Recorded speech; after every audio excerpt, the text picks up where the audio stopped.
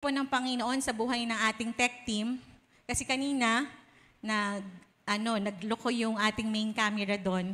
At salamat sa technology kasi pwede rin cellphone. So hindi po tayo malilimitahan ng pagsamba at paglilingkod sa Panginoon ng kahit na anumang circumstances. Amen po. Kanina, na-enjoy niyo po ba yung ating acoustic guitar worship? Wala tayong keyboard. Pero same pa rin ang presence ng Panginoon. Amen?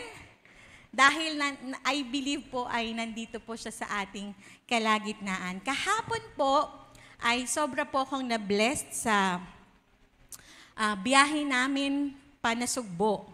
Ang kasama po namin ay, ako po personally, kasi lagi po akong second Saturday.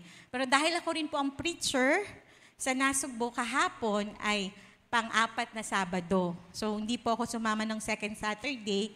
Ngayon po kahapon po ako sumama. At na-bless po ako kasi ang mga kasama ko doon ay mga young people and young adult. So, ang sinakyan namin kahapon ay yung sasakyan ni Brother Miko. Siya yung nag-drive. Siya din yung nanlibre. O, di ba? Ang ganda.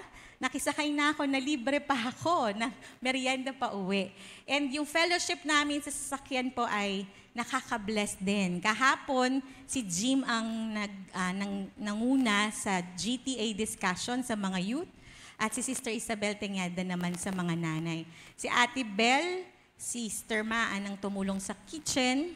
So si Miko yung nag-drive. Sino ba nakalimutan ko banggitin? At nandun din yung kapatid ko at sa mga magulang ko kasi dumaan din sila doon bago pupuntahan talaga nila sa Batangas. At habang ako po ay nagpipreach ay sobra po ako napagpala. Hindi pa ako nag-share ng word. Kasi po yung mga mata ng mga nandun na mga kapatiran natin ay merong kinang. Alam niyo po yung kinang ng mata na nagsasabing, sige sister, i-share mo na yung word. Ready kami. Yung kinang sa mata for hunger and thirst sa word ni Lord ay kitang-kita ko po sa kanilang mga mata. At habang ako po ay nag-share, hindi ko kailangan sabihin, Amen? Kasi sila ay nagsasabi ng, Amen. They are fully attentive. At yung mga bata, during the praise and worship, sila po yung pinakamalakas na tinig. Kaya video ko po yung worship service habang kumakanta kami, tapos sinend ko po dun sa group chat namin ng Nasugbo team para marinig po nila yung pagkanta ng mga bata. And sabi ko sa Panginoon, kaninang umaga, Lord, kailan ba ako huling umupo dyan? With that spark in my eyes. At sinasabi ko, Lord, handang-handa ako makinig ng salita mo. Kailan ko, Lord, yun huling naranasan? That eyes na nakatingin sa mensahero ng Panginoon at sinasabi ko, Lord, speak your word. Hindi ko na po matandaan. And I was reminded kahapon with that look sa mga mata po ng mga taga doon na pinaalala sa akin ng Panginoon na I really have to look at yung messenger ng Panginoon with that kind of eyes that is ready to listen to the Word of God. Kanina po na first service, nabanggit ko po ang pagpapasalamat ko kay Pastora Nina for giving me an opportunity to share the Word. Because it is an humbling experience na maitama ng salita ng Panginoon. Kasi pag ikaw ay nag-aaral ng salita para i-share, ikaw yung unang nare-rebuke ng Panginoon. Ikaw ang unang naitatama niya at ikaw yung unang nabibless sa mga revelations niya, sa mga salita niya. Kaya sobra po ako nagpapasalamat dahil napagpala po ako ng salita ng Panginoon. Ang panalangin ko po ngayong umaga ay ganun din po tayong lahat. Gusto ko pong ipakita itong slide na po ito. Pwede ba natin ipakita? Next slide.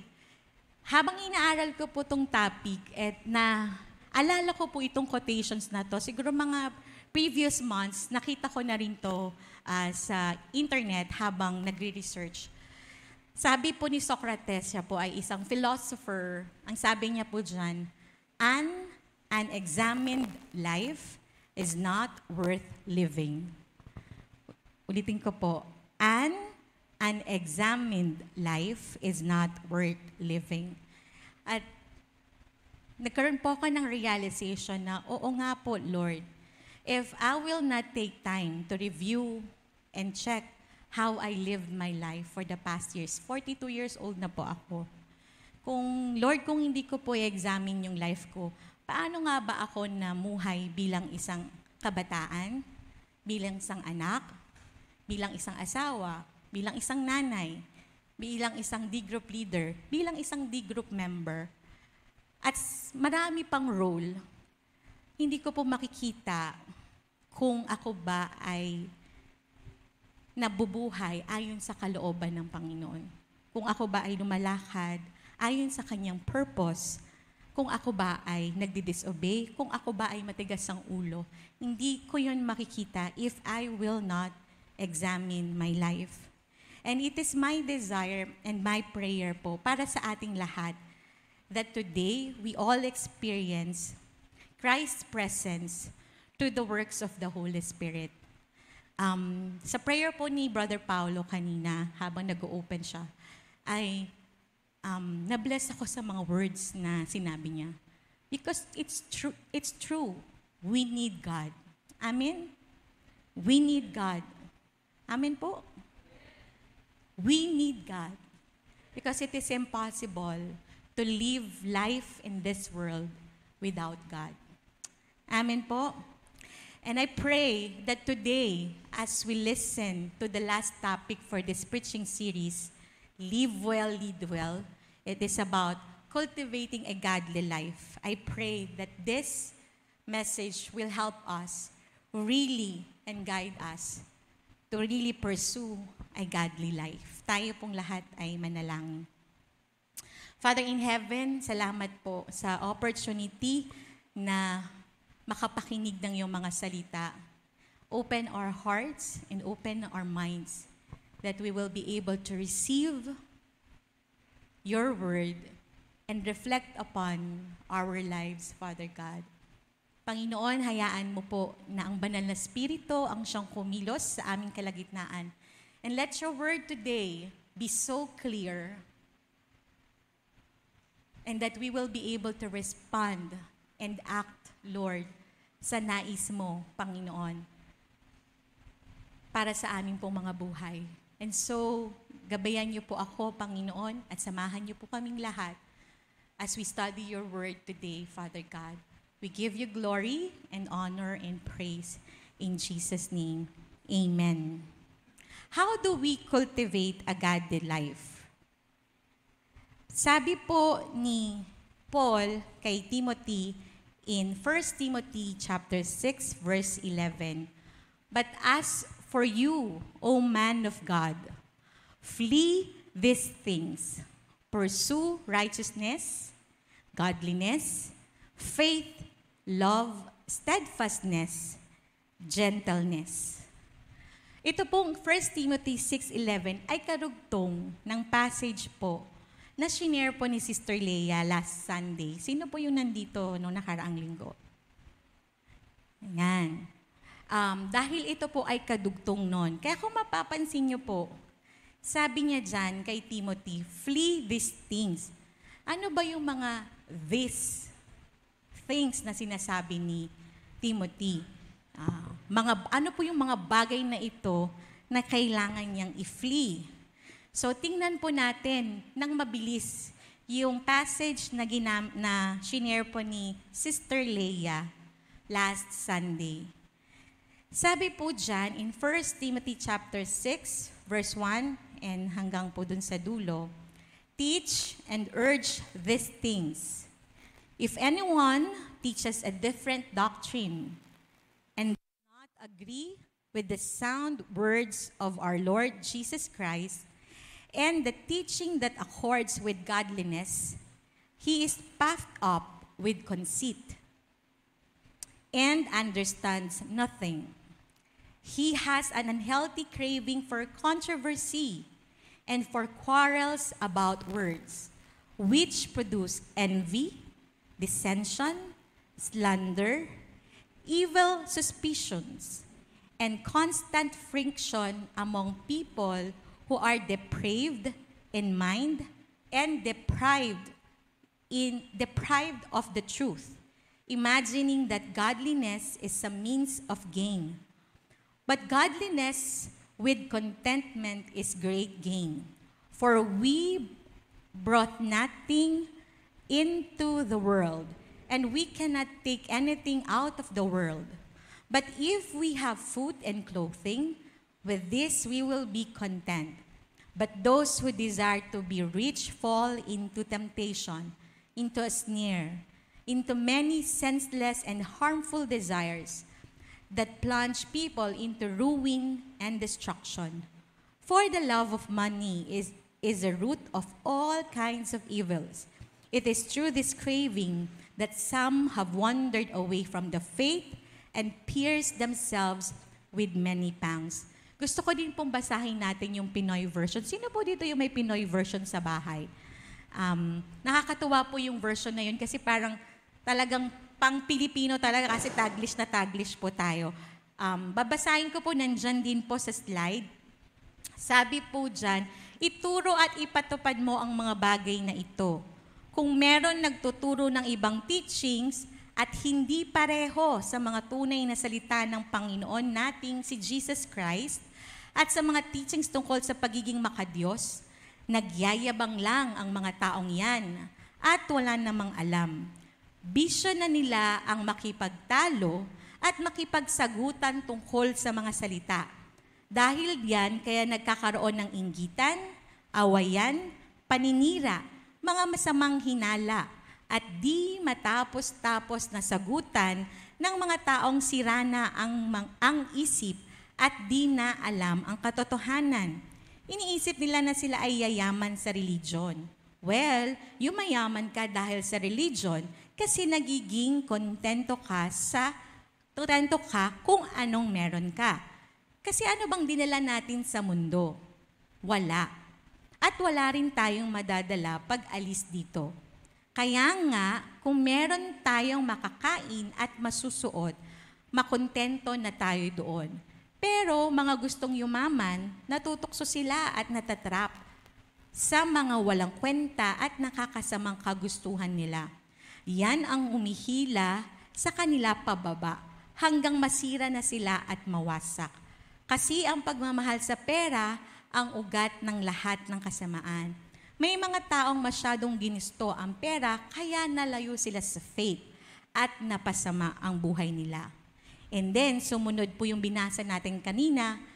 Ano yun sa 1 Timothy 6:11? But as for you, O man of God, flee these things, pursue righteousness, and so on. Ano po ang ibig kong sabihin? Ang una pong instruction ni Paul kay Timothy is to flee.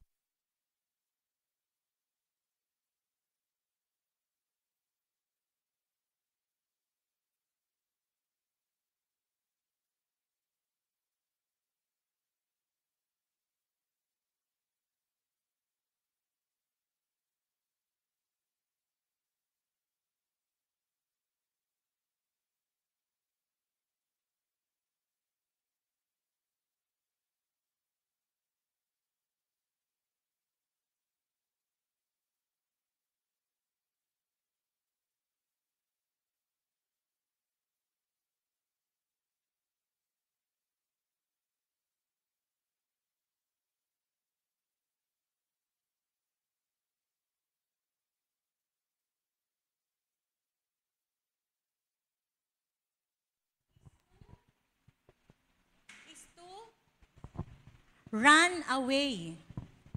Hindi po avoid. Ang flee is to run away.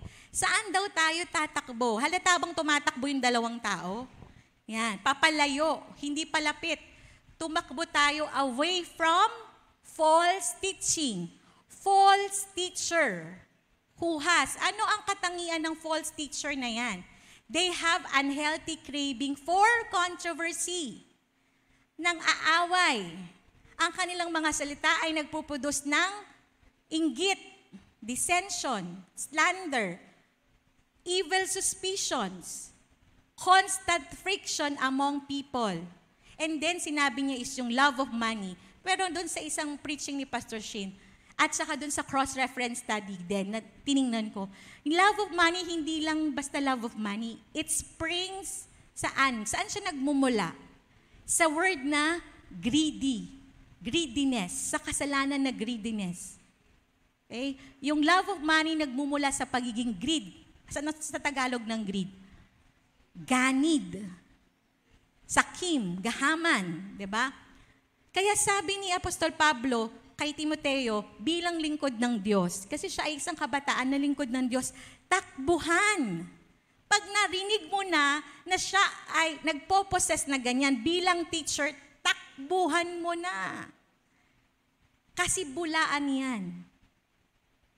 Yan ay hindi mula sa Diyos. Amen? Nag-cross sa Facebook mo, sa timeline mo, napakinggan mo unang mga sinabi niya, and it contradicts yung purpose ni Lord. Huwag mo nang ituloy panoorin. Takbuhan mo. Ibig sabihin, stop. Tanggalin mo yan sa feed mo because it will not do good to you.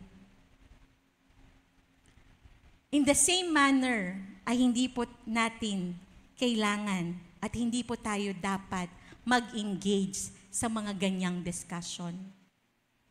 Di po ba, meron po bang panahon sa buhay nyo na nakatagbo kayo na gustong makipagtalo sa inyo at makipagdebate patungkol sa salita ng Diyos? Ako po, nung college, madami. Nung high school, madami din kasi nag-share po ako ng gospel sa mga kaklase ko. Habang inaaral ko po ito, nakita ko po itong statement na ito. Pakita natin yung next slide. Sabi dyan, true Christian teaching that is faithful to the way of Jesus results in love and genuine faith. Ulitin ko po True Christian teaching that is faithful to the way of Jesus results in love and genuine faith. Amen? Dapat ang totoong Christian teaching ay nagre-result po sa pag-ibig. Amen po. Pag ang tinuturo ay puro galit, puro panghuhusga, hindi po yon mula sa Panginoon. Amen?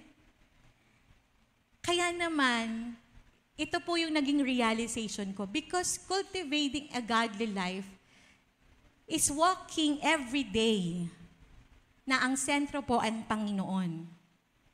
Gusto ko pong i-share itong statement na ito sa inyo. After reading that first sentence, ito po yung aking realization. True Christian conversation that is faithful to the way of Jesus results in love and genuine faith, not causing hurt, intrigues, and division. Nung last convention po, narinig ko to kay Bishop F. Tindero. Sabi niya, mga pastor, huwag nating i-divide ang Christ to the Philippines. Ang pamantayan natin ay katotohanan, salita ng Diyos. Pero ang pamamaraan natin ay pag-ibig. Kung ang daily conversation natin, o usual, typical conversation natin, sa kapwa Kristiyano, and even lalong-lalo na sa hindi, cause the person na kausap natin hurt. Nagdudulot tayo ng intriga. Nagdudulot tayo ng divide, o pagkahati-hati, o hindi pagkakaisa. That is not from Jesus. Pwede po tayong hindi magkaisa sa isang belief, pero importante po ang belief natin ay founded pa din sa salita ng Panginoon. At ang ating disagreement should always be founded in love. Mamaya po, mas tatalakayin po natin yan. Next, sabi ni Pablo is to pursue. Anong ibig sabihin ng pursue? It is, commonly naririnig natin kapag tayo yung nag-uusap patungkol sa letter D ang salita. Pursue your dreams. And then, pag sa panliligaw naman, pinupursu niya yung girl na yon, no? Dahil gusto niya yon, gusto niyang maging kasintahan. Pursue is to catch, go after someone or something. It is indicating a persevering effort. It is a continuous action. Merong persevering effort. Ibig sabihin, madali ba yon? Easy ba yon? Yung mga gustong may pangarap sa buhay, lahat ba ng pangarap nyo nakuha nyo na? Or you're still chasing your dream? Pinaghihirapan at pinagsusumikapan mo pa yung mga pangarap mo sa buhay. Hindi po madali ang abutin ng pangarap because you have to pay a price. Kailangan mong magsikap. Tama? Kailangan mong maging diligent, maging frugal. Kailangan mong magsakripisyo to reach that. It is a persevering effort. So pursuing is a persevering effort sa atin bilang mga Kristiyano. So ano daw yung ating ipopursue? Sabi ni Apostol Pablo kay Timoteo. Una is righteousness. Dikaiosune or righteousness means living in right relationship with God. Una, with God. Second, with other people and all creation. Sa araw-araw po nating buhay, hindi po ba, ay lagi po tayong nakakapag-usap sa ibang tao, nakakakonect sa ibang tao, nakakahubuli ng ibang tao. At in the same manner, ay lagi natin kasama ang nilikha ng Panginoon. Whether it is nature, whether it is animal. Ibig sabihin, it's encompassing. Righteousness means living in right relationship as a whole. And most often words din po na ginagamit to translate righteousness is justice, justness or divine holiness. We act with righteousness when we live justly, honestly, and faithfully according to God's instruction. According to God's instruction. At ang standard po ng righteousness natin ay ang salita po ng Panginoon. Wala na pong iba. Hindi po righteousness ng tao, kundi ang salita ng Panginoon. At ang kanyang kapangyarihan ang mag-enable sa atin na gawin ang mga ito. Pursuing righteousness begins when a humble heart seeks the continual presence of God. In our daily lives po, as we examine, kayo po habang nakaupo, i-review nyo po yung mga nakaraang mga araw, taon, weeks ng life nyo. Do we consistently, with a humble heart, seek the presence ng Panginoon? Kayo na po yung makakasagot. In Psalms 51 verse 10, sabi po doon, "Create in me a clean heart, O God, and renew a right spirit within me." The humble, believing heart leads to a lifestyle of righteous action acceptable to God. Ang righteousness po is a state of heart. Without the right heart, it's also impossible for us to be righteous.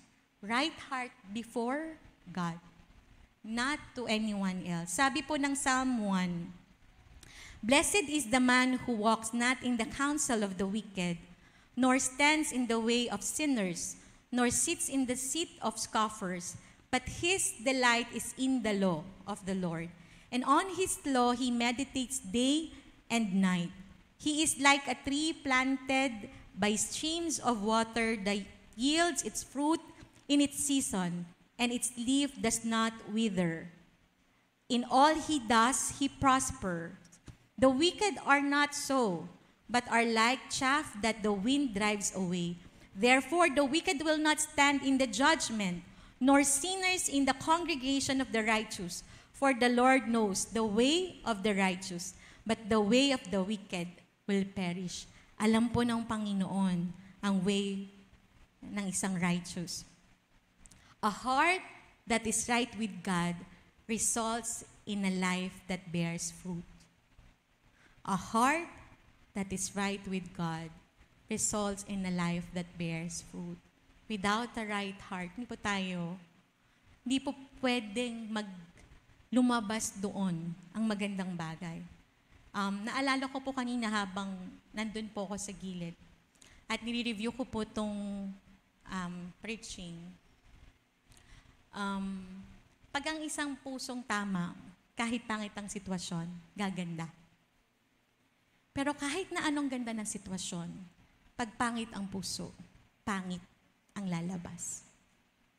Kaya napaka-importante po to pursue righteousness is to have the right heart before God. Next is godliness. We are called to pursue godliness, to take God seriously, to always, daily, have this reverential fear or banal na pagkatakot sa Panginoon. Naalala ko po yung song na kinompose ni Pastor Norden during youth camp. Kasi ito yung isa sa mga youth camp na nabless ako. Yung banal na pagkatakot. Naalala mo yung pastor? Banal na pagkatakot sa'yo, higit na mapapatunayan kapag walang tao. Paggalang sa'yo, ito ang nais ko, Panginoon. Ito rin ang nais mo. So matagal na pong song din na natin kinakanta. Godliness means we are walking a life that is pleasing sa Panginoon. Whether may nakakakita or wala. That is godliness. Sino po yung isang example ng godliness sa Bible?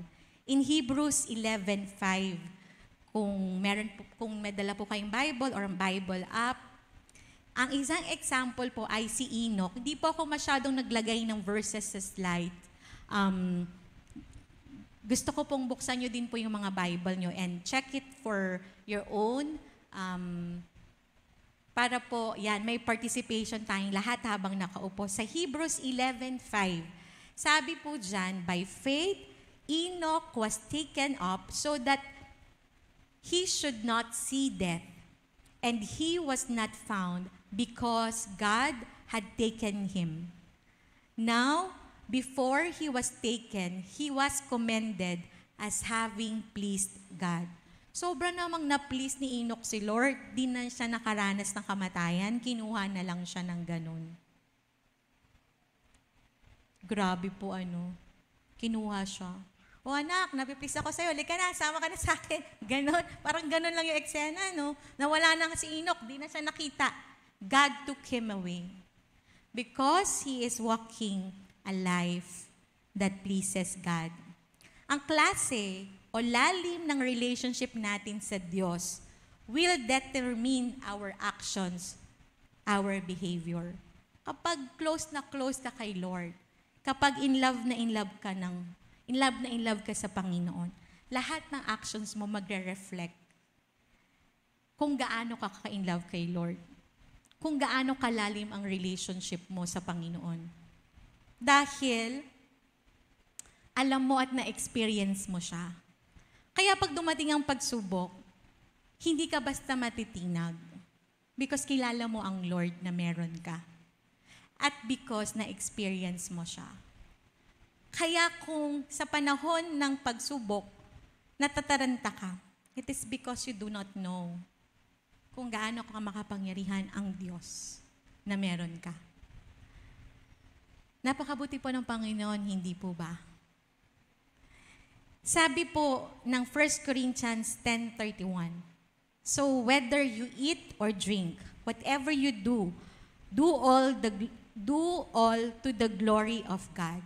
Ang description po ng godliness covers our entire life, our entire being. Wala pong excluded. Kaya sabi po ng passage, kahit kumain ka, uminom ka, para sa kaluwalhatian ng Panginoon. God should be the center of our thoughts. our most ordinary duties are done with the only goal and with our eyes focused in glorifying God. In Paul's words to the Corinthians, yan po ang emphasis niya sa verse na yan. Kahit kumain ka, kahit uminom ka, do it all for the glory of God. And every day ay meron po tayong kanya-kanyang mga kinakaharap. At ang instruction po sa atin is to pursue godliness every day. And we can only do that if we are centering all of our thoughts, our hearts sa Panginoon. Next po is faith, pagtitiwala, pananampalataya sa Diyos. In Hebrews chapter 11 verse 1, sabi po dyan, now faith is the assurance of things hoped for, the conviction of things not seen. Sabi sa Pinoy version, faith, ito yung pagiging sure sa mga inaasahan nating mangyayari at pagiging sigurado sa mga bagay kahit hindi pa natin nakikita. Genuine faith involves abandoning all human reliance on self-efforts and placing total dependence upon God's character, His actions, His promises, and His words. Pero ang totoo naman, ang hirap magtiwala ng 100%, ilagay ang dependence sa Panginoon. Kasi nature nating mga tao, gusto natin sigurado. Gusto natin nandyan na. Gusto natin makita. Gusto natin andyan na yung solution clearly. Yung hindi pa natin nakikita. Yung aabangan natin, ayaw natin yon. Kaya naman, pag dumating ang pagsubok, kahit may provision si Lord para doon, dahil hindi mo pa makita, anong gagawin mo? Gagawa ka ng paraan na sa tingin mo, yun ang makakatugon doon. Kung halimbawa pangangailangan yan, uutang ka. Pero ang totoo, may provision si Lord. Inunahan mo ng sarili mong actions. Kaya mangungutang ka dito, mangungutang ka doon, and all. Ang ending, napagod ka, na-stress ka, nag-worry ka. At hindi mo na-receive yung blessing na naka-provide na ni Lord in advance. Pero, we are being reminded that it is impossible to please God without faith. Yan ang sabi ng Hebrews 11:6. Moreover, this is all important. True faith must be based solely sa Scripture. Yung pagkakilala natin sa Panginoon, nabibuild up yan because sa salita niya. Inaaral natin. Natutuklasan natin na si Lord tapat sa pangako. Si Lord nagpapagaling. Si Lord in control. Si Lord in all-knowing. Si Lord ay all-present. Saan natin lahat makikita yan? Sa salita ng Diyos. Sa Biblia. Kaya naman, faith comes from hearing and hearing through the word of Christ. Sabi ng Romans 10:17. Nung inaaral ko po ito, ina-assess ko din. Siyempre, Lord, may faith ba talaga ako 100% ba akong dependent sa'yo o nag-worry na ako? Kasi wala na yung hindi na ako sumasweldo buwan-buwan. Yung ako ba talaga ay 100% nakadepend? Ewan ko po kung nararanasan nyo, natatanong nyo yung sarili nyo kung kay Lord ba kayo nakasandal o nakasandal kayo sa yaman nyo o nakasandal kayo sa pera sa bangko at hindi sa Panginoon. Etong mga nakaraan na weeks and months ay nakakatempo gumawa ng sarili mong paraan. Ako po personally, nakakatempo. Gawan ko na kaya ito ng paraan. Pero alam mo, sasabihin ko sa pagko, Lord, ganito ang kalagayan namin. Lord, ganito ang kalagayan namin. And alam niyo po, sabi ko nga po, humbling experience yung mag-aral ng salita ng Diyos. Kasi nare-remind ka ng kanyang pangako. Naalala ko po isang gabi, bumiyahe kami para kumuha kami ng eggs. Kasi may egg store po kami sa biyaya ni Lord. Gabi na, mapagsasarahan na kami ng farm. Pero ang ending pa rin po, napagsarahan kami. So, nag-travel kami from Nueva Ecija to Tarlac. Hindi po yun familiar road para kay F, sa husband ko po. So, hindi siya makapagpaspas. Hindi niya mabilisan. Kasi hindi nga familiar yung daan. Baka kung saan kami malaglag kami or what. Tapos all of a sudden, may truck na po sa harapan namin. Malaki yung truck. Malapad.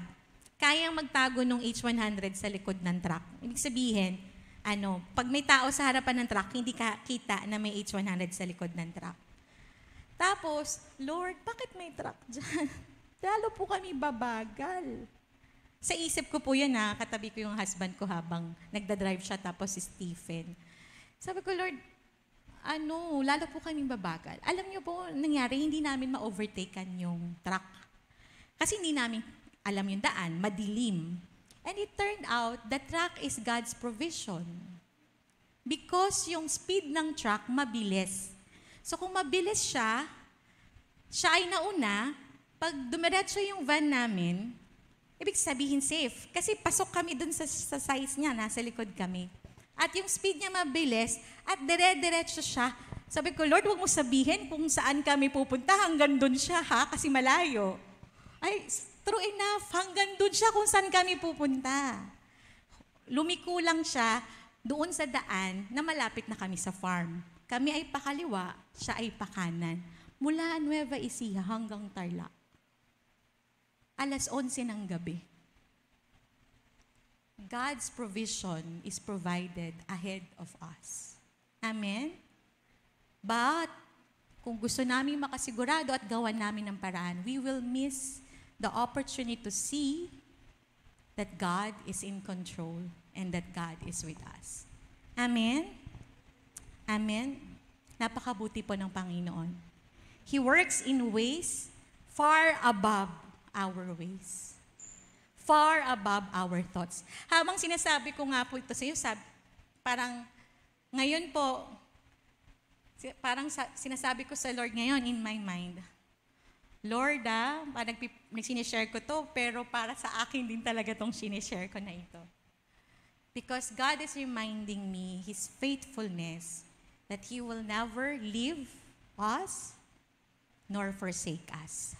Next is love. Let us pursue love. Matthew chapter 22, verses 34 to 40, it says, But when the Pharisees heard that He had silenced the Sadducees, they gathered together.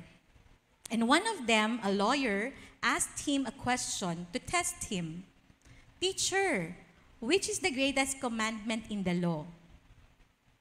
And He said to them, You shall love the Lord your God with all your heart, and with all your soul, and with all your mind. This is the great and first commandment. And a second is like it. You shall love your neighbor as yourself. On these two commandments depend all the law and the prophets. Amen. We cannot love others if we do not first and foremost love the Lord with all of our heart, soul, and mind. Ang hirap pong magmahal ng isang taong hindi ka ibig-ibig. Tama? Minsan nga may mga taong hindi mo pa nga nakakausap pero makita mo lang naiinis ka na. Meron po ba kayong ganon? Ayaw mo makasalubong kasi kahit wala naman siya ginagawang masama sa'yo. Makita mo lang siya, ayaw mo na siyang makasalubong. Meron po kayong ganyan? Iiwas ka na, di ba? Ang hirap. Yung kapitbahay mo, na laging nag-iiwan ng basura sa gilid mo, ang hirap mahalin yan. O kaya yung kapitbahay mo maraming aso na pinapakawalan, tapos hindi responsableng linisin, no? Kung ano yung dinumi ng kanyang aso. Ang hirap nun, di ba? Yung kasama mo sa trabaho, na pabibo. Di ba? Ang hirap nun. Yung kasama mo na, stoling yung limelight sa'yo, yung credit sa'yo, ang hirap nun.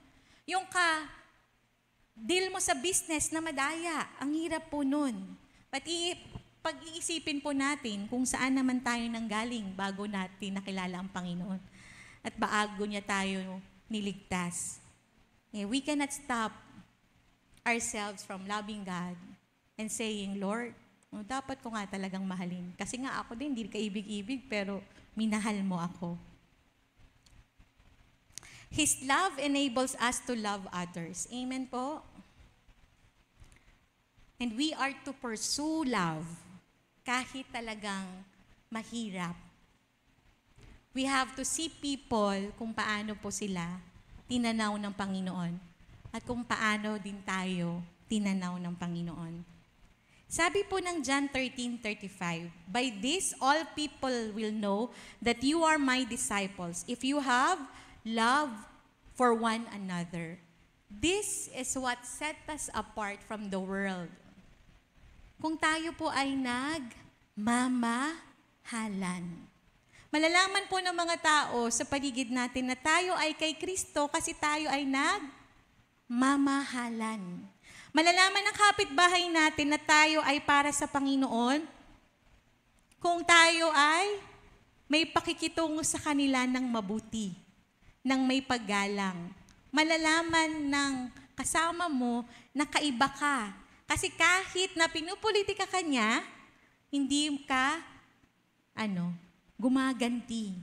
You continue to be a good and Christian worker despite of the oppression na maaring present sa opisina. Amen? Ito po yung mga favorites ko na sinasabi ni Pastor Shane. Pag nire-review niya po yung congregations niya, kung ano yung ibig sabihin ng loving one another, ano yung meron sa pag-ibig. No? Una, we wish them well. Pag mahal natin ang isang tao, we do not want ill things na mangyari sa kanila. Diba? Pag mahal mo ang magulang mo, gusto mo bang i-wish na masama para sa kanila? Diba hindi? You wish them the most beautiful things na pwede nilang makuha at maranasan sa buhay. So if we love one another, we wish them well. Pag love natin yung tao, we love them as they are. Hindi po yung babaguhin natin sila. Kasi hindi naman natin sila kayang baguhin. Amen? Yung sarili nga natin, hirap na hirap tayong baguhin. Minsan, may mga sins sa life natin na paulit-ulit, na minsan nadi-disappoint ka na, Lord, ba't di ko ba mapagtagumpayan ng kasalanan na to? Dito at dito ako na dadapa. Meron po ba kayong ganon? Na yung ibang kasalanan, na pagtagumpay na yan, hindi na siya challenge sa'yo, pero may certain sin na hindi mo talaga, lagi ka doon, tapos sasabihin mo, Lord, sorry, ayan na naman ako. Sorry, Lord, eto na naman naisip ko. Meron po ba kayong mga ganong instances? Kasi po ako meron. Nung process, yung mga nakapag-undergo na ng freedom, yung process doon, yung madami doon, napagtagumpayan ko na, hindi na yung challenge sa akin. Pero meron talagang naiiwan na doon talaga ako nasusubok. Pero salamat sa Panginoon at sa gawa ng Banal na Espiritu, siya yung nagko-convict at nag-remind, anak, stop, mali. And then, magigising ka ulit, sasabihin mo, Lord, sorry. Lord, tulungan mo po akong mabago. Kaya we cannot change yung katabi natin. We cannot change yung asawa natin. We cannot change yung kaibigan natin. We cannot change yung kadigroup natin. We can only love them. And when they feel that they are loved, si Lord yung bahalang mag-change sa kanila. We just have to love them to the end. Nag-stop bang mahalin? Hindi daw. Love to the end. Tingnan mo yung katabi mo. To the end yan. Love to the end. And sacrifice. Di ba mas feel na pag sinasabi lang sa'yo, I love you, parang, oh, okay, ganun. Thank you, ganyan. Pero, kapag yung person na yon may ginawang sacrifice para sa'yo, at nagsabi siya ng I love you, mas dama mo. Tama po ba? Kapag ang isang kapatiran, nandyan, nung panahon na ikaw ay nasa pagsubok, and then nalagpasan mo yun, and then sinabi niya, kapatid, love kita ha, daman niya yun na totoo ka. Because naranasan niya na nag-sacrifice ka para sa kanya. Si Jesus, kung sinabi niya, lahat kayo dyan, mahal ko kayo, patawad na yung kasalanan niyo. Wala siyang ginawa. Sinabi niya lang kasi makapangyarihan siya. Bawas yung gratefulness mo. Pero dahil alam natin na sobrang hirap ang dinaanan ni Jesus para tayo ay mapalaya sa kasalanan, matubos sa pagkakasala, na yung humiliation ay hindi mo ma-imagine. Yung sacrifice sa bilang Diyos, nagkatawang tao at ini-humiliate ng mga tao. Pinarusahan, pinako sa krus. Pag sinabi ng Panginoon, mahal ka niya, damang-dama mo. Because Jesus died for us. Amen? Kaya when we love one another, we sacrifice. We sacrifice. Sabi ko po kahapon sa mga taga-Nasugbo, the reason kung bakit po kami narito, it is because we love God and we love you. We will not travel 3 to 4 hours papunta at pauwi kung hindi namin mahal ang Panginoon at kung hindi namin mahal kayo. Kasi mas madali namang pumunta sa mall, hindi ba? Mas madaling mag-spend yung time na yun sa iba. But because we love the Lord, we do what we are doing right now. Yung mga nasa tech team, because they love the Lord, they are doing what they are doing right now. Ang mga teachers sa Sunday school sa taas, ang mga ashes sa baba, lahat ng ginagawa nating paglilingkod is because we love the Lord. Amen? And because the Lord loved us first. As part of God's family, we are called to pursue love and not cause hurt or pain to others. Pamilya po tayo ng Diyos. We are in this journey together. And our goal is lahat po tayo ay matapos ang lakbayin na ito at makasama ang Panginoon sa muli niyang pagbabalik. Amen ba? Hindi natin goal magsakitan. Hindi natin goal na makasakit. Ang goal natin is to love one another, to pray, and support one another. Ma-ensure, sama-sama tayo sa muling pagbabalik ng Panginoon. Ako po, masakit po ako minsan magsalita kapag galit, mabigat. Kaya po, as much as possible, pag nagagalit po ako sa asawa ko, hindi po ako nagsasalita. Pag nagagalit ako sa mga anak ko, pipigilin ko hanggat maaari. Because, minsan, kapag nasa heat ka ng emotion, yung lumalabas sa bibig mo ay masakit. 'Di ba? At oftentimes, mahirap bawiin yung salita. Kaya nga, ang reminder sa atin is we really have to pursue yung pag-ibig sa bawat isa. Madali po ba? Mahirap.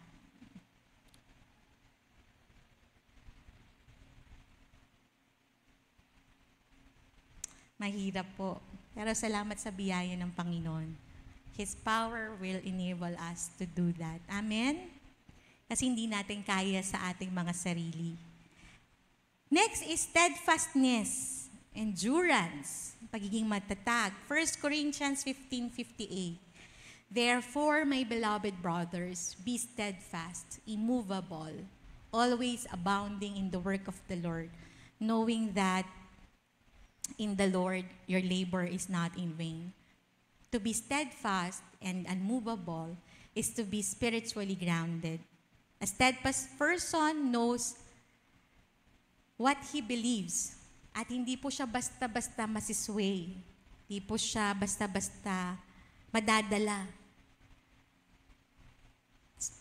Sabi po is dyan sa Ephesians chapter 4 verse 14, an unmovable person can hear false teaching, engage doubters, but they can also defend the truth nang hindi po nasishake ang kanilang pananampalataya. To remain steadfast and unmovable, kailangan na lang po natin yung salita ng Diyos. At na-experience po natin siya sa buhay natin. 2 Timothy 2:15 says, be diligent to present yourself approved to God as a workman who does not need to be ashamed, accurately handling the word of truth. And to accurately handle the truth, kailangan po natin na hindi lang natin nabasa ang Biblia, kundi nami-meditate po natin yan, nagiging bahagi po yan ng ating buhay. Kasi alam niyo po kahit si Satan, nagagamit niya po ang salita ng Diyos. But, ang intention is to twist. And tayo po ay ilayo sa totoong purpose ng salita niya. Pansinin niyo po yung mga bulaang teachers. Napakagaling po nilang magsalita, di po ba? Napakagaling nilang mag-twist, subtle ng katuruan. And if we do not know yung word ng Panginoon, hindi po natin yun ma-identify kung yun po ba ay false or not. Pero isang basic na sinabi ko po kanina, ang pamantayan natin ay katotohanan, pero ang pamaraan natin ay pag-ibig. Pag ang teacher na yun, nagsusow yun ng galit, di ba? Nagsusow yun ng envy, ng huhusga yun, hindi yun sa Panginoon. Because ang sa Panginoon ay pag-ibig, ina-assure back ka niya sa presensya niya. Gina-guide ka niya to repentance. Hindi ka niya pinapalayo. If we have not been diligent sa ating pong study at meditation ng katotohanan, tayo po ay vulnerable sa error. At marami pong false religions ang nagkalap sa social media. Mga snippets ng kanilang mga katuruan. Pero malayo po sa katotohanan. Lastly po is gentleness. Kahinahunan o pagiging mahinahon.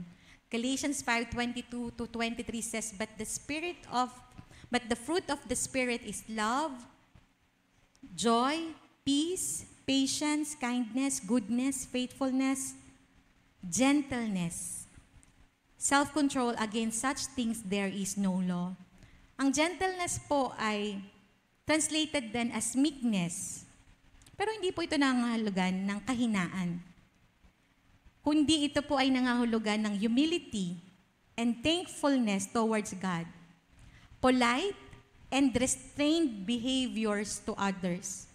Ang opposite po ng gentleness ay anger. Yung laging galit. Yung gusto laging makaganti.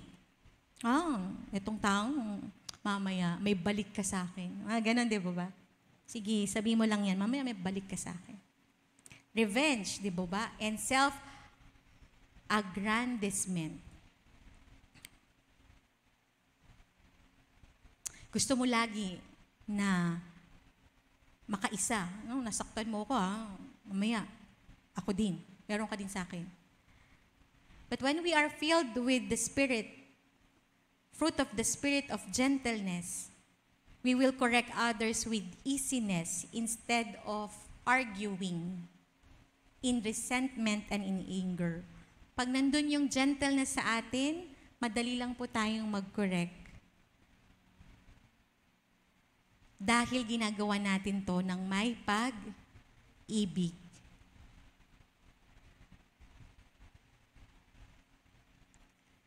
Kaninang umaga po na-share ko na meron akong isang regret sa buhay ko. Nung lumalaki po ako bilang isang kabataan sa church, kasi all of my life, nung dinala po ako ng magulang ko sa church, halos wala po akong namimiss na services, mga Bible studies, mga Sunday school. And marami pong truth na ako natutunan to the point na gusto ko lahat ng mga kaibigan ko ganun din. So kapag nalalaman ko na may pagkakasala sila sa Panginoon, gusto ko makaalis sila doon. Mabago sila. Ngayon na. Ngayon na. So, anong tendency ko? Mag-correct. Mag-rebuke. Magsabi ng mga salita para ma-realize nila agad. Ngayon na. So, meron akong isang kaibigan na dumaan sa pagkakasala. At alam kong makakasama yun sa kanya. At hindi yun maganda sa kanya. Pero gusto ko, baguhin niya na ngayon. So, ang dami kong sinabing masasalita para makorek siya. Ang dami kong mga hurtful words na nasabi sa kanya. Alam niyo po yung result? Kasi pati role ni Lord ng pagbabago ng buhay niya, kinuha ko na. Kaya kung ano-ano mga salitang sinabi ko. So sabi ng Biblia, ganito. Di ba dapat ganito? O ikaw, alam mo naman yan. Ganun. Pero ang intention ko, mabuti naman. Kasi mahal ko yun kaibigan ko yun. Pero dahil nakalimutan ko na it should be with love. At nakalimutan ko na hindi ako kayang magbago ng buhay ng iba. At kailangan ko lang siyang samahan sa proseso ng challenge ng buhay niya. And assure that God will help her. Ang ending, na-lost ko yung friendship. And meron akong isang kaibigan niya din. Hindi naman siya kinonsinte. Pero isang beses niya lang sinabi. Ako kasi paulit-ulit. Hanggang hindi siya maalis doon, paulit-ulit ko siyang binabalikan. Nasaktan siya ng maraming beses sa mga sinabi ko. Pero ito isang kaibigan namin, inabot din siya. Pero once lang. Tapos nagstay siya beside that person. Sinamahan, pinupuntahan, nakausap. At close friends pa rin sila ngayon. Pero sa akin medyo merong boundary. Para na lang kaming acquaintance, ganun. And I regret that. Because I forget that it's not my role to change lives. It's God's role. And ang role ko lang ay ibigin siya at suportahan siya. At i-remind siya ng pangako ng Panginoon. And to love her until the end. Kagaya ng sinabi natin dun sa point. Kaya kung tayo din po ay magko-correct, let us not forget yung gentleness and yung love ay napakahalaga. Gentleness doesn't mean na kapag ang isa nating kapatiran ay nagkasala, tolerant, ito-tolerate na natin siya. Sige, ayaan na natin yan, si Lord na magbabago. Hindi po ganun. Iko-correct natin siya, ang pamantayan natin, kagaya ng sinabi ni Bishop F., ay ang salita ng Diyos. Pero ang pamamaraan natin ay ang pag-ibig ng Diyos. Kaya po sa lahat ng mga na-offend ko, sa mga salita ko dati, sorry po. Kasi naalala ko dati din, isang youth camp, no? Sobra kasing passionate ko sa pananampalataya. Na yung mga kuya ko dito sa church, feeling nila, judgmental na ako. Talaga naman na-judge ko na sila, di ba? Kasi di na nila ako pinapansin. Ikaw na, self-righteous ka daw. Pero ang intention ko is, mga kuya, dapat ganito tayo, ganyan. Pero dahil so passionate ako sa faith, to the point na pati role nga ni Lord ay nakuha ko na. Ayaw na nila masyado sa akin lumapit. Kaya isang youth camp, may preaching patungkol doon. Hinanap ko yung 3 kuya ko na yun. Kasi alam ko na offend ko sila in many ways. Lapit ako dun sa isang kuya, patawarin mo ako. Alam ko nasaktan ka. Oo nga, sobra ka magsalita. Sabi nga. Tapos nag-iiyakan kami. Siguro sabi ng iyo, ano kayo problema? Iiyakan kami doon sa sulok. Hinanap ko yung 3 kuya ko na yun. Tag-sorry ako kasi alam ko na sobra, excessive, hurtful. Hindi yun ang kaparaanan ng Lord. Paraanan niya ay may pag-ibig. Amen? Madali po ba? Hindi po. Pero salamat ba'y banal na spirito. Siya ang ating help, di ba? Iniwan ni Jesus to help us sa journey natin dito sa mundo. Amen po? Kaya i-review natin, how do we cultivate a godly life? Una is to flee. Saan tayo mag-flee? Saan tayo tatakbo? Ano tatakbuhan natin? False teaching. Mga false teacher was unhealthy cravings and so. Greediness, love of money. Tatakbuhan natin yan. And pursue. Anong ipo-pursue natin?